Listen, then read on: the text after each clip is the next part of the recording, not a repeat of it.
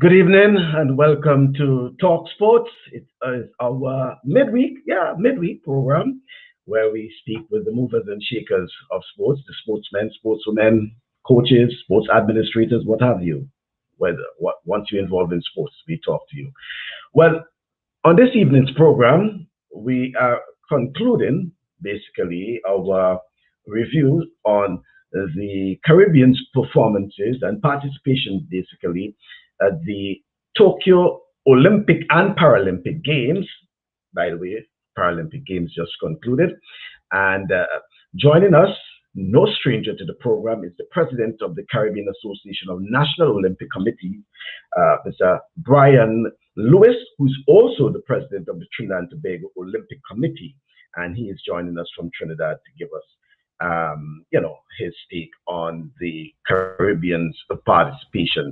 Let me say good evening to Mr. Lewis. And by the way, folks, the program started a bit early, and due to the fact that not just Mr. Lewis, but I think some of the territories in the Caribbean are under lockdown, as we would say, sort of early curfew hours. So when Mr. Lewis brought that to my attention, immediately I had to make some adjustments. So I know Grenada, for example, going into the curfew. In fact, it starts at, I think, 5 o'clock on Friday, and they go for the entire weekend. So that's besides the point for now. But we'll get to talk about something about that in between. But let me welcome once again Mr. Lewis. Nice to see you back in the Caribbean, and good evening to you, Mr. Lewis. Thank you very much. And yes, it's absolutely. I'm always happy to be back home, and it's good to be back home. So, good evening to you. Good evening to your viewers. It's always a pleasure to be on your program. Right, and as indicated, we'll be talking a lot about the Caribbean's performances and, well, more so its participation at the Olympic Games. And I say Olympic Games, referring to the Olympics and the Paralympics, because most of the time I think people get carried away with just the able-bodied, as we'll call it, and forgetting that there's also the Paralympics, which the Caribbean rightfully so participate as well. But first off, Mr. Lewis, how would you put in a nutshell or summarize the Caribbeans? And we will go step by step to some extent and look at the various sections. But in summary, the Caribbean's participation at the belated Tokyo Olympic Games. Well, I think first off, for the entire Caribbean, the countries and members of the Caribbean Association of National Olympic Committees must be, whether it be Dutch, Spanish, French, English, must all be congratulated and commended for their performances at the Olympic Games. Also for the fact that the region participated and supported the Tokyo 2020 Games in what was incredibly difficult circumstances. I think people underestimate the logistical and all sorts of challenges that was required and demands that was placed upon every athlete, every coach, every official, every team messenger, manager, every chef de mission, every medical person, every media person that traveled to Tokyo. So, that's really important to put it in context. Also, the Japan government, the Tokyo Metropolitan Government, the Tokyo 2020 Organizing Committee must be commended, along with the IOC and the IPC would have done their part. But certainly, Japan and the Japan people in the Tokyo. I mean, it's unfortunate that the Prime Minister of Japan has paid the price for his unwavering dedication and support to the Tokyo 2020 Olympic Games and the Olympic movement.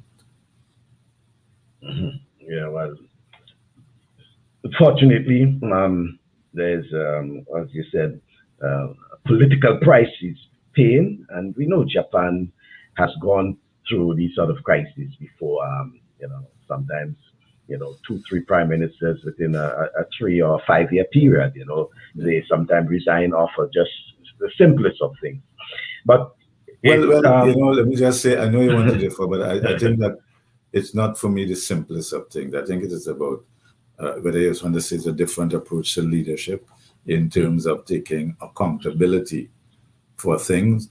And, that to be truth be told, that's an aspect of whether you call it their honor system or their commitment, that's an aspect of their culture that um, I acknowledge, their commitment to honor their word and whatever the promises they make.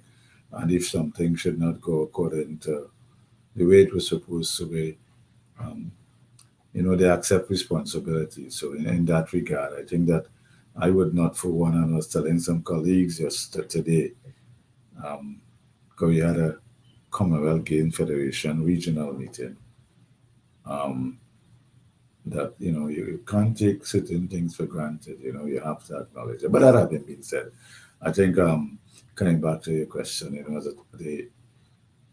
there's a lot of positives that we can take away from the Caribbean's participation in Tokyo 2020 and the success of some of the athletes and teams, um, and even what didn't go well or what was a challenge. It provides a significant learning opportunity that can only be down to the benefit of sport in the Caribbean if we take it serious and pay attention to it.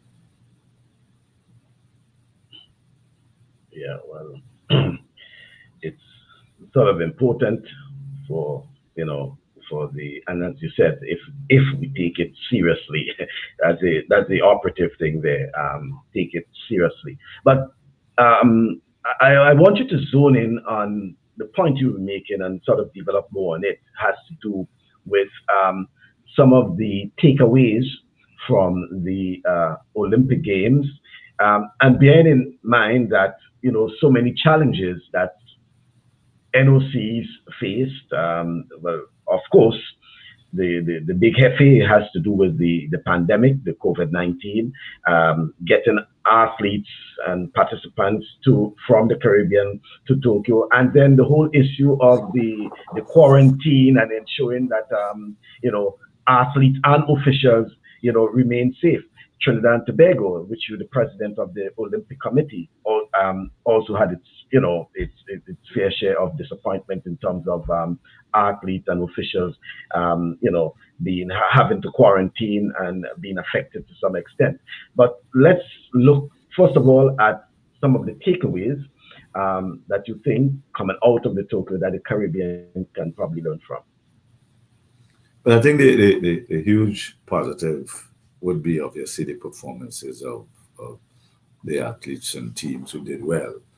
Um, I mean, they flew the flag of the Caribbean and as a collective and the individual countries remarkably well.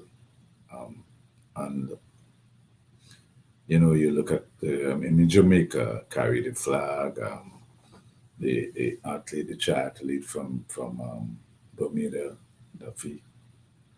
You had the Cubans doing well, Puerto Rico, the Dominican Republic.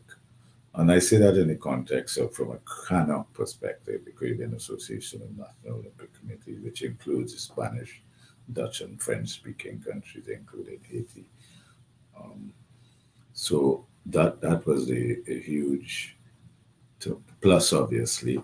Um, the fact that in the main that as I said, the various national Olympic committees were able to attend the games without any major debacle or logistical issues as relates to COVID, positive COVID. Of course, some countries had positive COVID, including Trinidad and Tobago. But when you look at the low positivity rate in the context of the number of tests that have been done, um, that was a huge positive. I think that also another very important positive, especially for the youth and young people of the region, is the way the athletes, in particular, who were essentially their peers, overcame the tremendous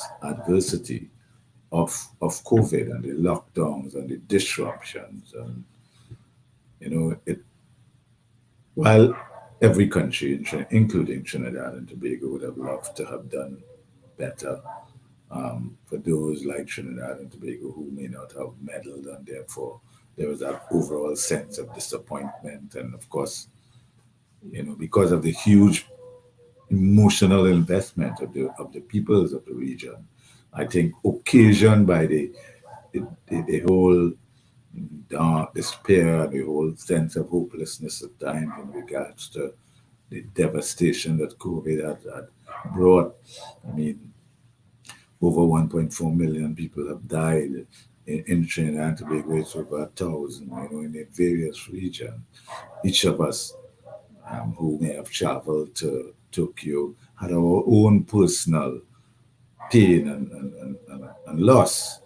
We either knew friends or had family members. And for those who may have had jobs and lost their jobs, those who have businesses, and these businesses have been significantly impaired to the extent that life savings and livelihoods and lives have been lost.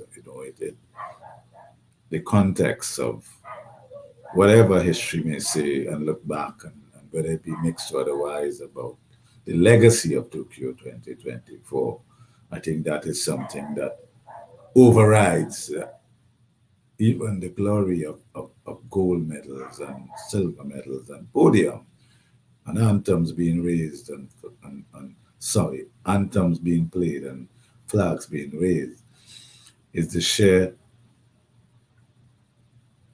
unwavering courage it took to bounce back from the obstacles presented by COVID-19 to go to Tokyo 20, the delayed Tokyo 2020 game. That is something will live on in the memories of, I think, all of us when we look back in the passage of time at Tokyo 2020. Mhm. And so, Louis, do you see it, necessary for the investment in programs, around the Caribbean to help, other countries that what you would term as underperform at the Olympics?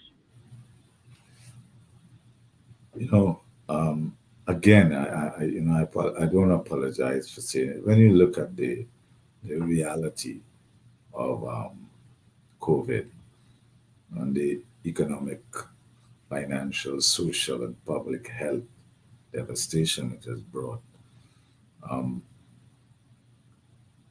it's very difficult to look in the crystal ball and see over the next 2 to 3 years, even to Paris 2024, um, where investment will come for sport in the CANOC region, the Caribbean region, because while those of us who champion and advocate for the power of sport to make a difference, not just in terms of health, reducing non-communicable diseases, but being a career pathway and economic and social benefit to the region and our various communities. It's very difficult still. But when you face the reality of COVID-19 and what will have to be understandable priorities, COVID is I think that many people in the Caribbean continue to underestimate the damage that COVID-19 has done overall. No, I mean, everybody's talking about the public health and all the other damage, but I'm focusing specifically on sport. And there's that dose of realism, in terms of as we look to Paris 2024.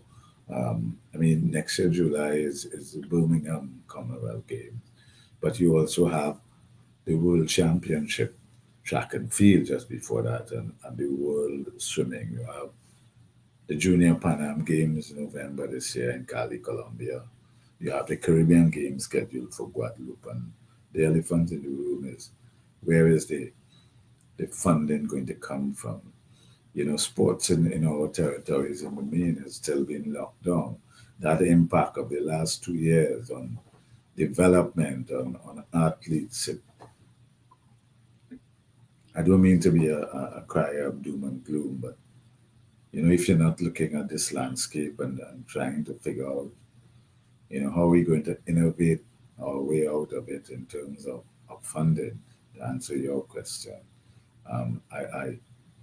I just don't see it happening over the next couple of years as countries and governments and societies try to rebuild from COVID-19. Is it that grim, Mr. Lewis? Well, if, for example, you look at the reality of what is happening on the ground in sports, I think that whether you use the word grim or not, we have to be real. If you're in small business, medium enterprise, I'm in small and medium enterprise, and you have businesses that haven't earned an income since March 2020, and that's spread out.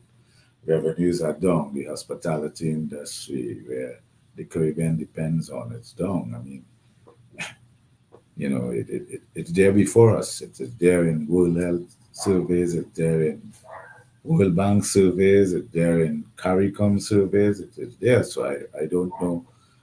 I'm not saying I don't know what world people live in who don't see the reality for what it is. So is that a call now for a call for action by NOCs across the region, and how you as president of CANOC can probably lead that charge? Bearing in mind all that you said. We have been. I mean, as I said, we had a meeting today with the regional, chaired by Fortuna Belrose, the current regional Caribbean region vice president for the Commonwealth Game Federation. There was a very good nearly 3 hour meeting. Dame Louise Martin was on talking about Birmingham Games, the way forward, and etc. And we have to remember that in the Caribbean region, and we focus on the Caribbean, sport is still in the main amateur, volunteer based, at the grassroots level. So when you look at what's happening in international sports, you look at the Olympics, that's the top level. You look at the professional sports, that's the top level. You look at the CPL, that's the top level, and they have the investment and the budgets to have these biosecure bubbles, and to do different things. And in the main, the Caribbean governments are struggling to, and the Ministry of Health throughout the region are struggling to figure out how to comfortably allow sporting activities back. So even at that base level, that's a challenge. But I'm not saying it is all doom and gloom, but we have to approach it. We have to approach it from a sense of realism, in terms of, if you don't identify the challenges and solutions, you can't come up with solutions.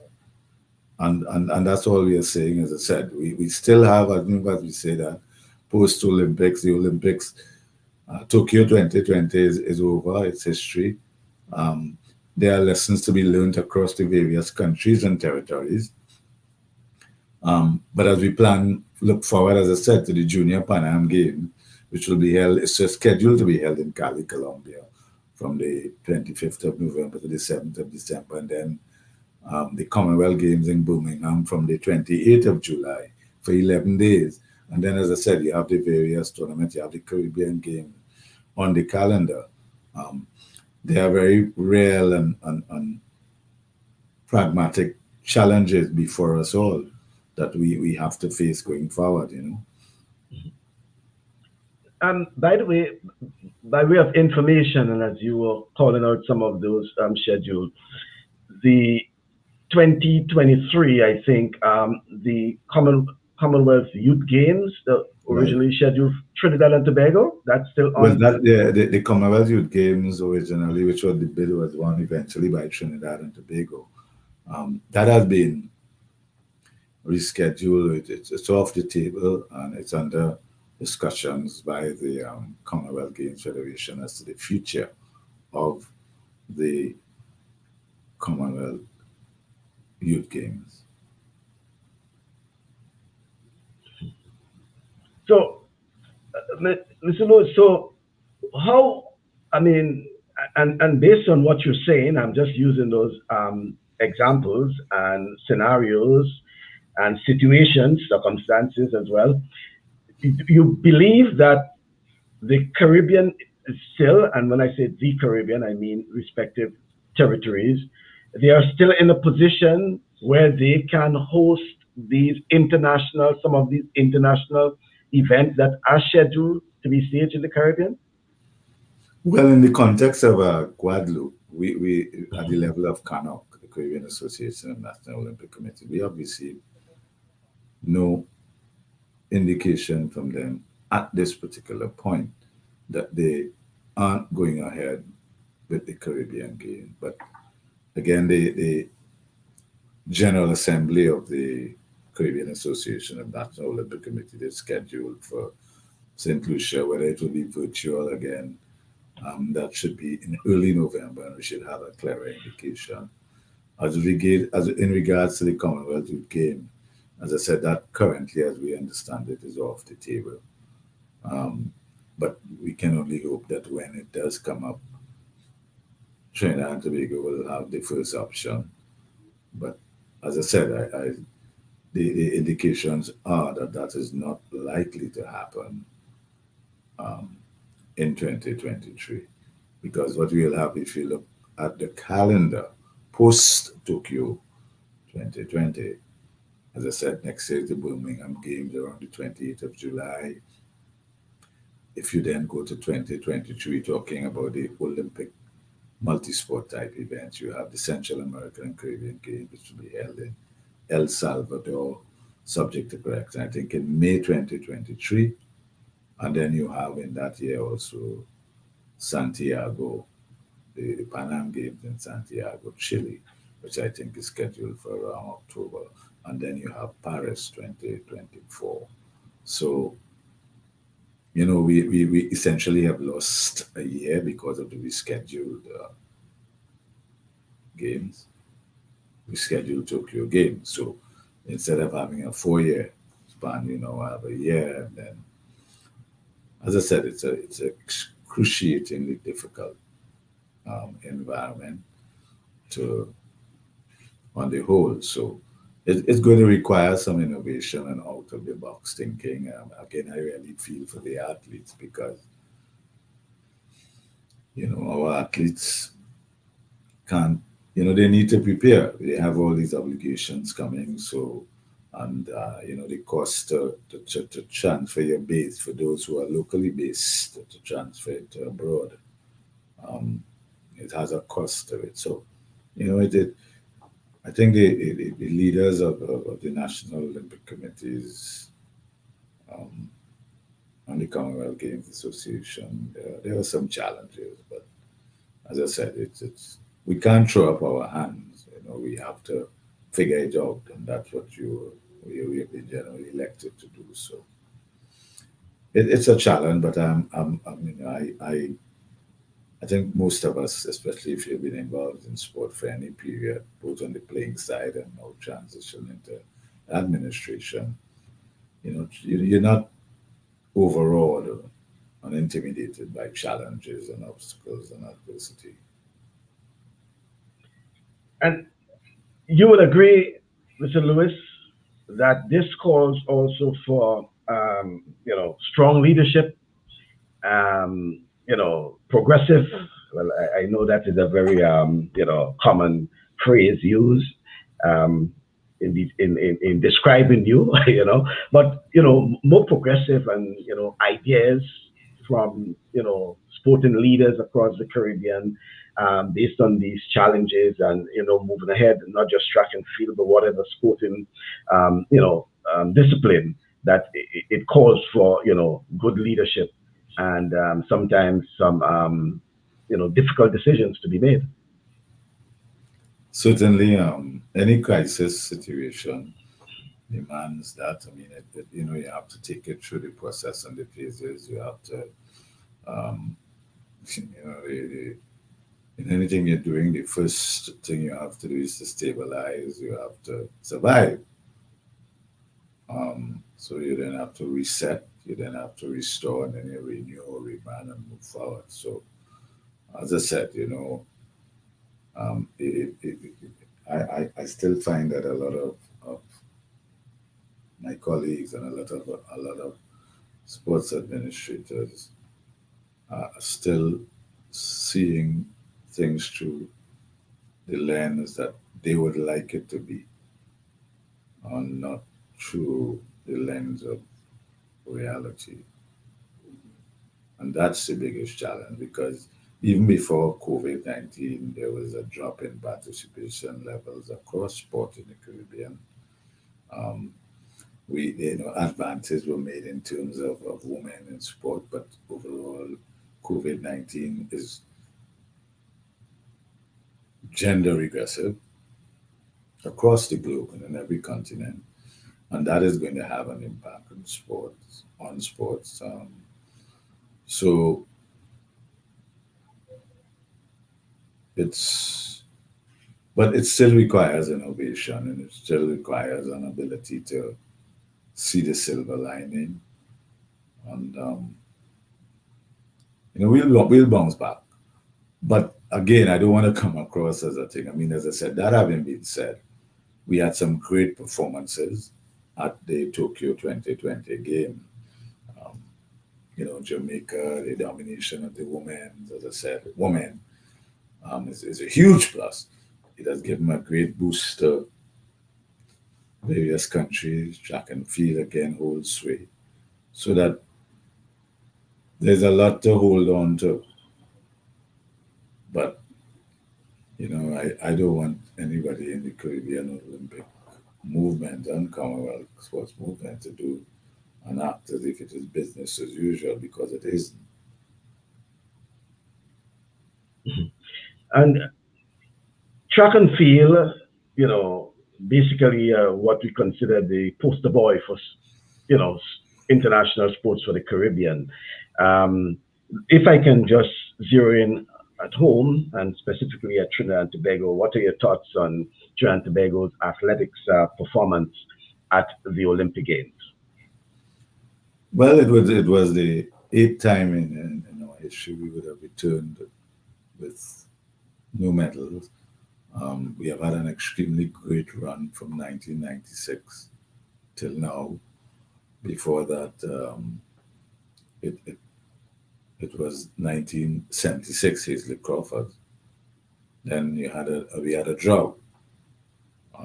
Before Hazley Crawford, it was 1964 in Tokyo, funny enough, when we won our first track and field medal. Before that, it was Rodney Wilkes, 1948, weightlifting. And the first time we participated in the Olympic Games in London, 1952, Rodney Wilkes and Lennox Kilgore, weightlifting. So, we had a good run, 1948, 1952, and then there was this drought, so to speak, and then 1964, Wendell Motley, Edwin Skinner, good run. Then 1996, Hazley Crawford, and then came the Atto Boulder year, and then Keyshawn Walcott, and then we had the reallocated 4x100 medal relay rattles. So we have 3 gold medals, we have 19 medals overall. So it's there's all sorts of opinions being expressed, and I welcome feedback. I think that feedback is good. I think that in Trinidad and Tobago, we are having a necessary debate, and there's absolutely nothing wrong with fans and the media and different commentators and opinions calling the sport leaders, be it track and field, be it the teachers, teacher of comp, and that's we just have to learn the lessons and move forward. And the reality is that there are structural problems and issues in terms of the construct. Um, and it's always important for those who are responsible, whether it is at the level of the national sporting organizations, the Trinidad and Tobago Olympic Committee in particular. In spite of all the criticism, the talk on social media amplifies that, and that's, as I said, I respect people's right to their opinion, and I will defend and fight for their rights to express it. But those of us in the vineyard, so to speak, must remember that sport doesn't happen in a vacuum. So there are things that in the operating environment that will impact, but most importantly, the results you get today more or less would have been from things that would have happened 10 years ago. It takes about 10 to 8 to 15 years to develop world level athletes, players, teams, champions, etc. So there are some things that we need to do in the short term. There are things that we need to do in the medium and long term. But the overall issue is that how do we move to, as a country, this is Trinidad and Tobago now, strengthening our sport culture?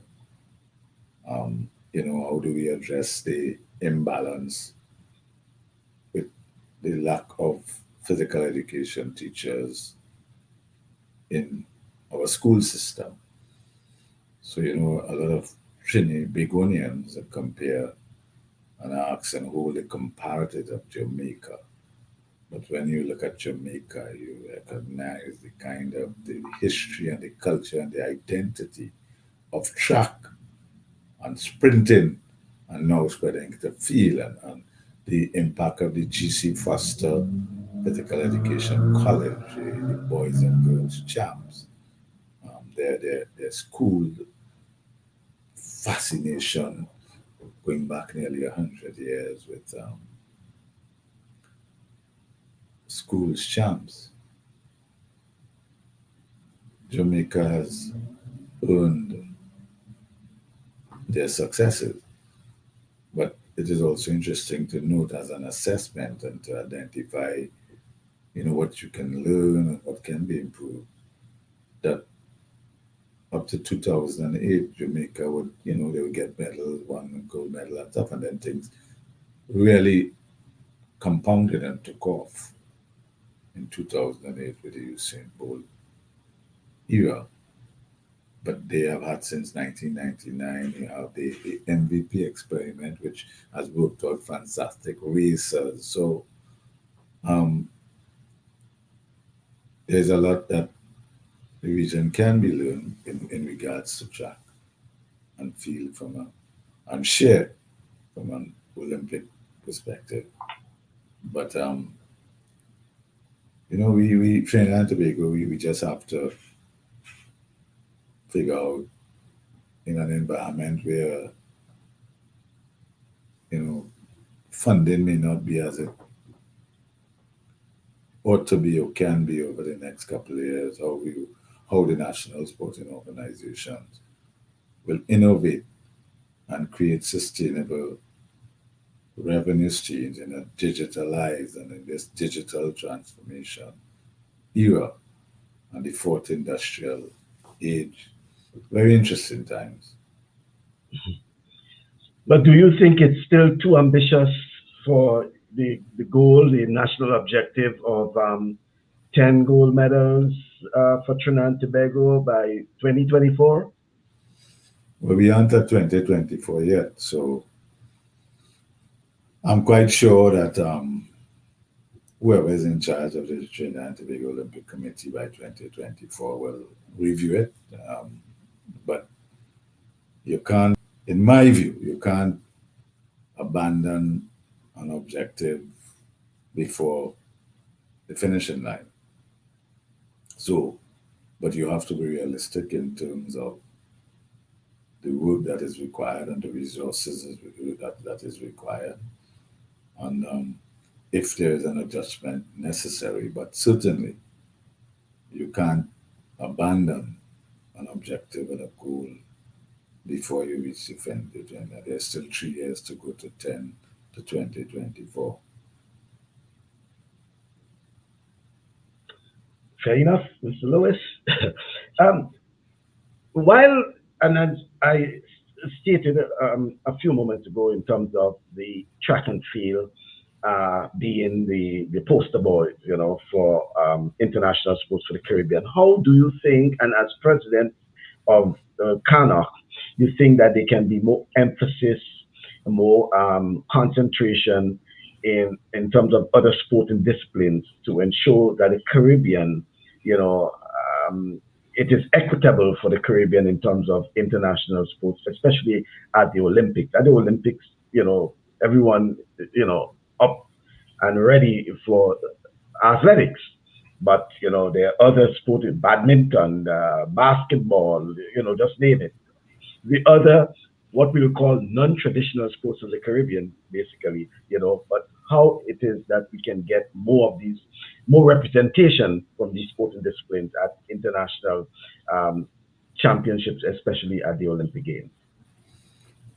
Well, the reality is that when you look at better resourced countries than those of us in the Caribbean, you will see that not even those countries focus on a whole alphabet soup of sports.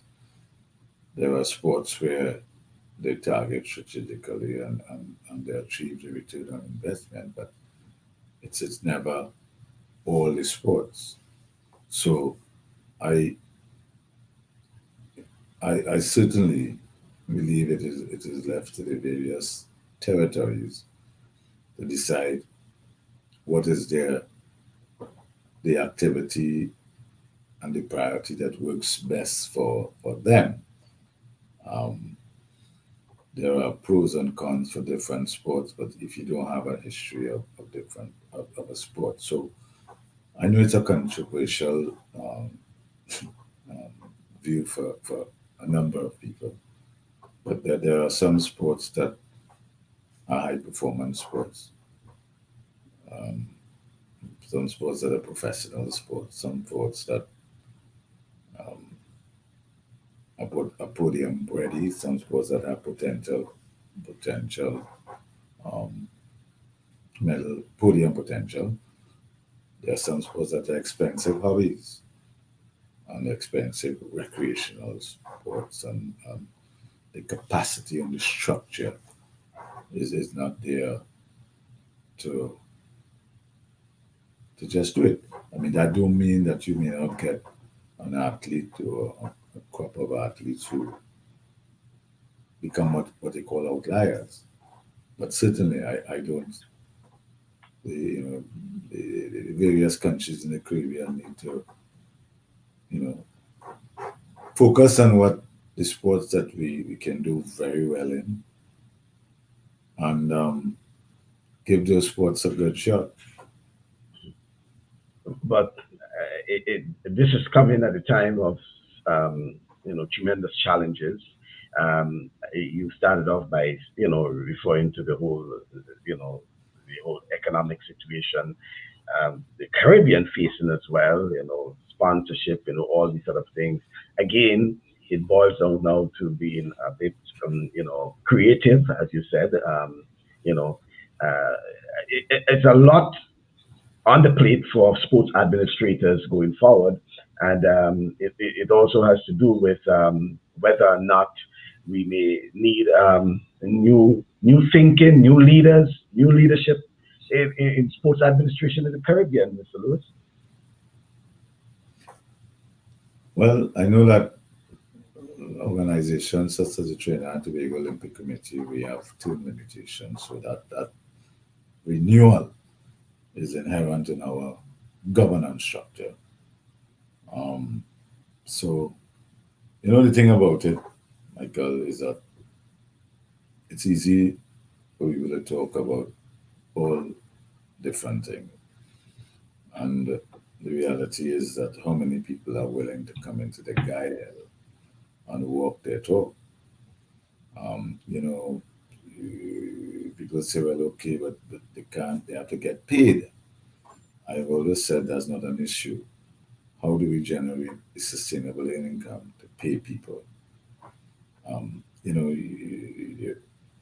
It in a challenging environment like this, people have to be willing to pay, make a commitment.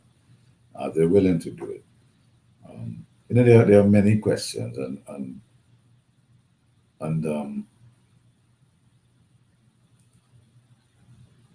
I think that the sports in the region is at a crossroads.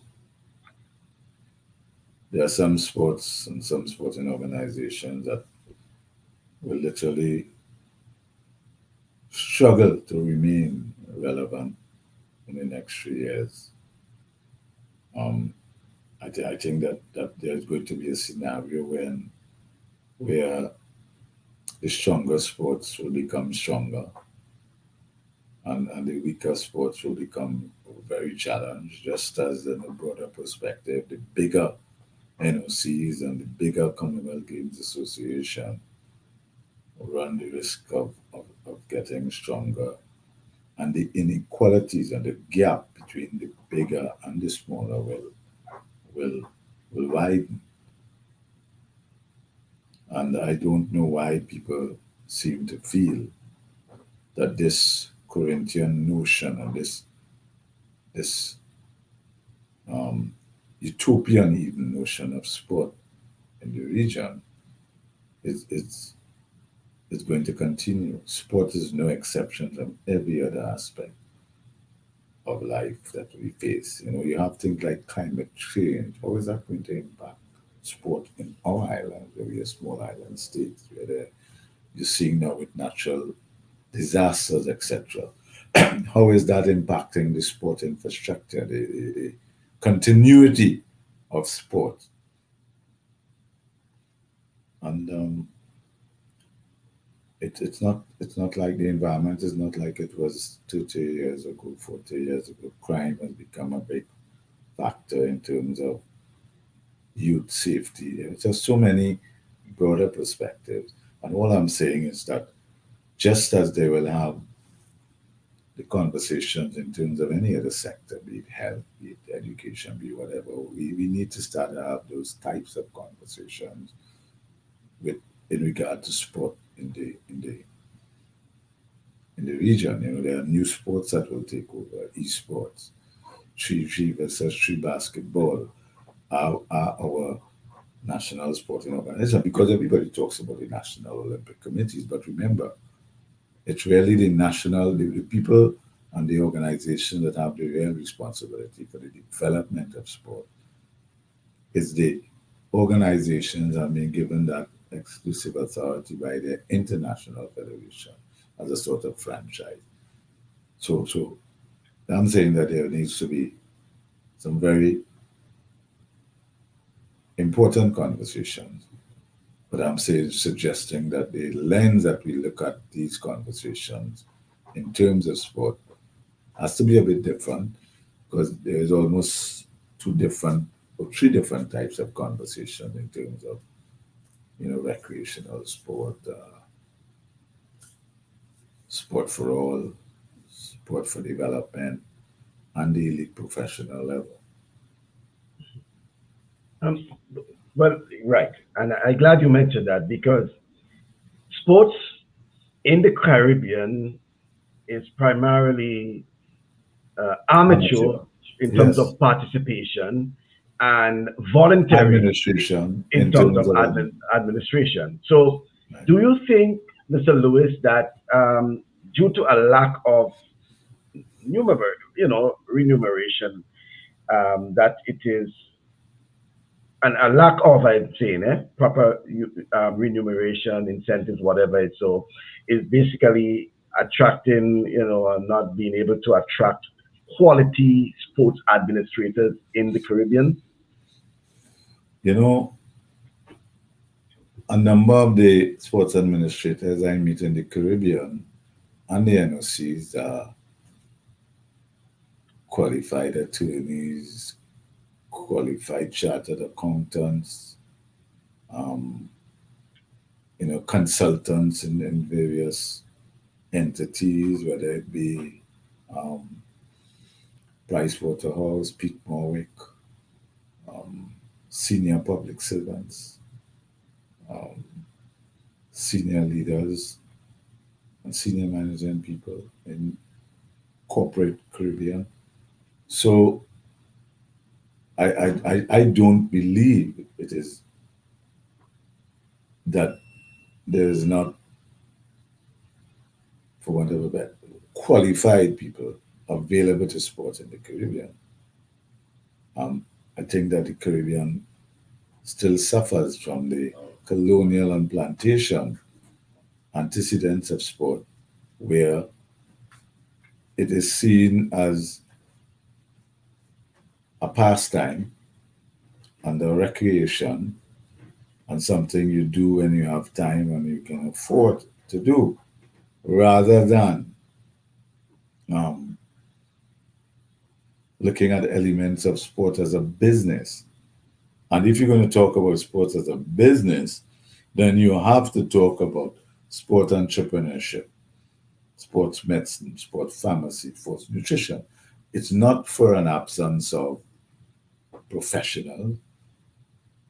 Again, I just have to go back to it. So MVP decided they will take an entrepreneurial approach to track in Jamaica and then followed by races. So that template is there. Uh, the cricketers, some we a number of Caribbean footballers have gone to the big leagues. So we have to stop making these blanket statements, because I don't think that's helpful in terms of us arriving at real solution. The challenges we face in the Caribbean is the same challenges that in Asia and Oceania and Africa, where you may consider where there are countries that are developing, how sports is done. It like in every other thing, whether it was bananas, whether it is sugar, Michael, sport is at that crossroads now. Can we sustain industries on our own? Can we sustain markets on our own? And it's the same kind of, in my view, conversation we need to be having about sports. Who is going to invest in it? Is it realistic to expect that the governments or various governments with their different priorities, political and otherwise, to pump the necessary investment in sport? It's the same attitude they have to entertainment and art and music in the region. You know, we see oil and energy and bauxite and hard type stuff. Buy low, sell high, rather than, investing in things such as our music and our culture. It's a fascinating scenario, but, I believe my personal view is that the sport in the Caribbean, to fulfill its potential, it has to be entrepreneurial driven.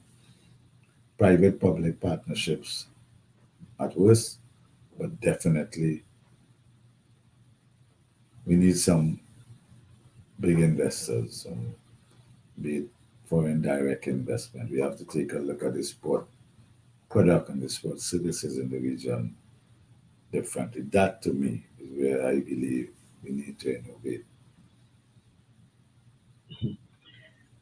On to now what we consider very controversial for some, but Mr. Lewis, as president of the Caribbean Association of National Olympic Committees, do you think that sportsmen and women in the Caribbean should get or consider the COVID-19 vaccination?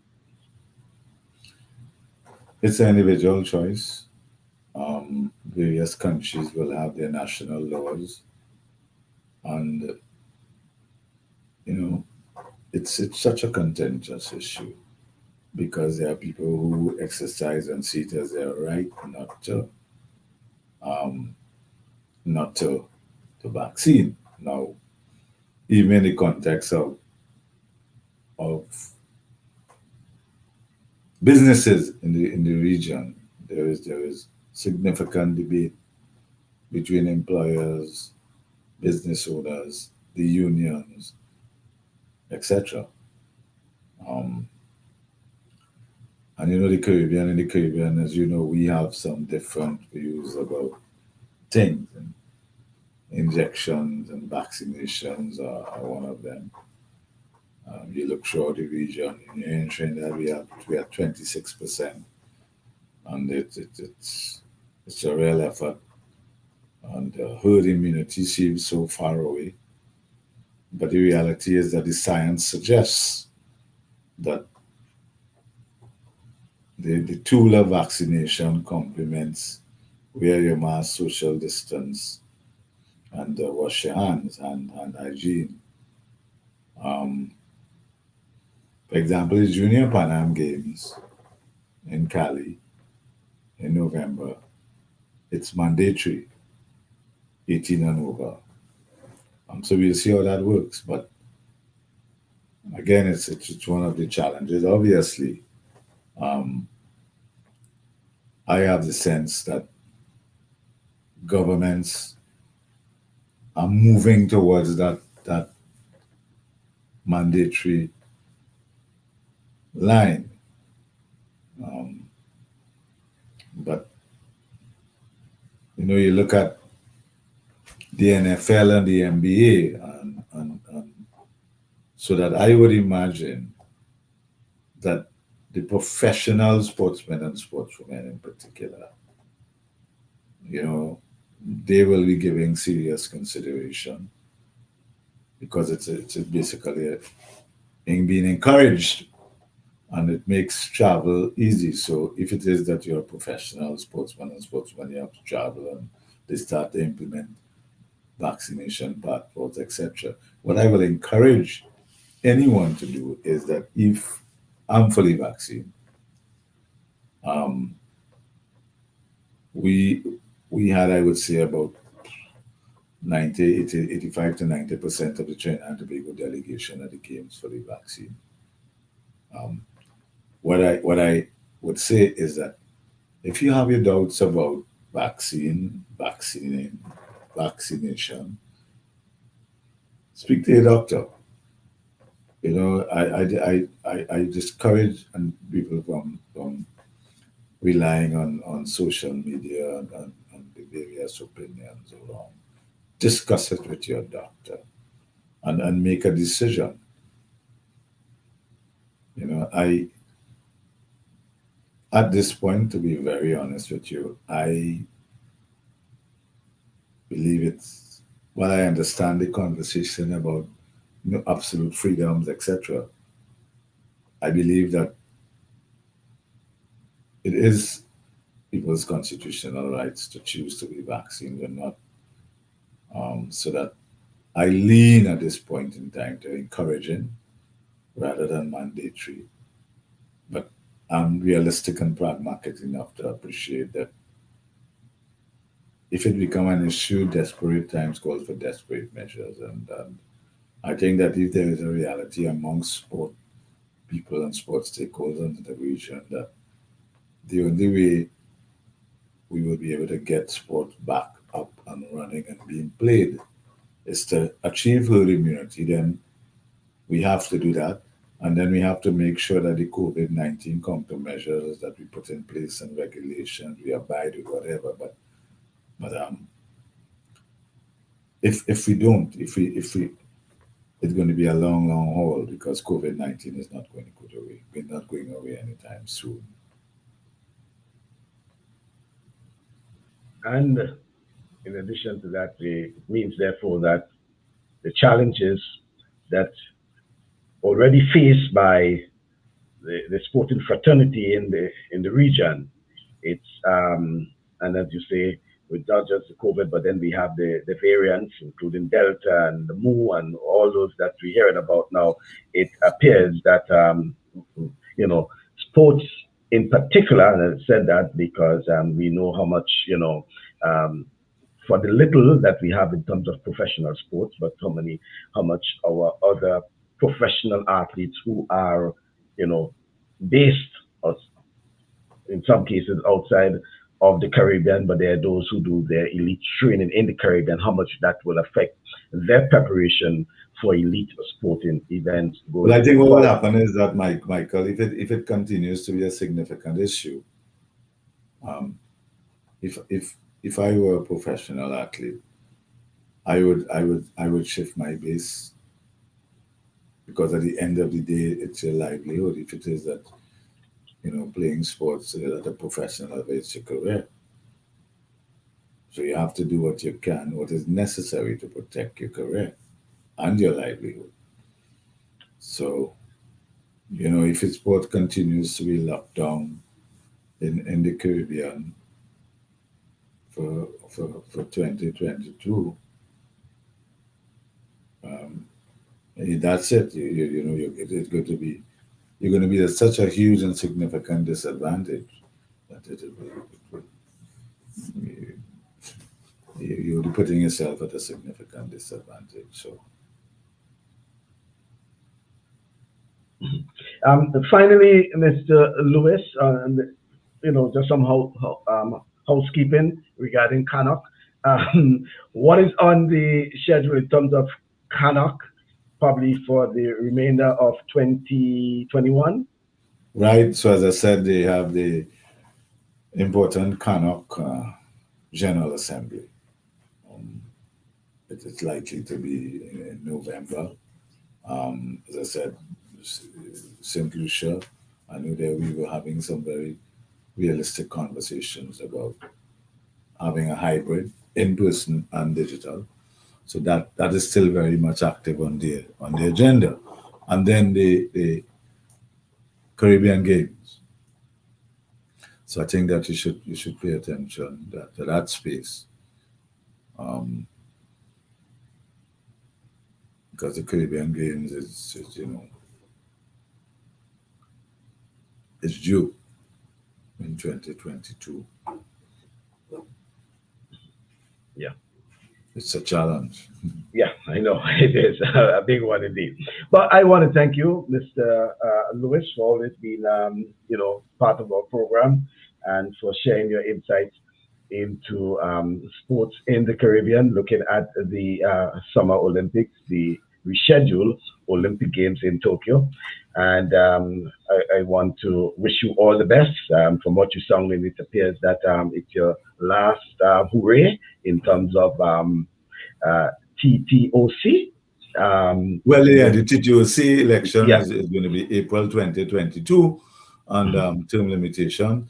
And incidentally, CANOC also has term limitations on our 2-year term. Some of us on the CANOC board will end October 2022. So changing of the guard is on its way. All right, then. Thanks very much, Mr. Lewis. I want to wish You're welcome. Thank you very much for the opportunity. Right. Okay. Folks, that's Mr. Brian Lewis, who is the president of the Caribbean Association of National Olympic Committees, CANOC, joining us live from Trinidad and Tobago. And it's always a pleasure having Mr. Lewis. Well, just to let you know that I'm actually in Myrtle Beach in South Carolina this week. Well, for the rest of the month, hopefully. So our program will be coming from South Carolina. I want to thank you once again for being part of the program, and the invitation is to join me again, hopefully on Saturday, for another in our program. This time will be the Saturday Sports Special. I am Michael Bascom, thanking you for viewing and looking forward to your continued support in the Talk Sports program. Thank you very much.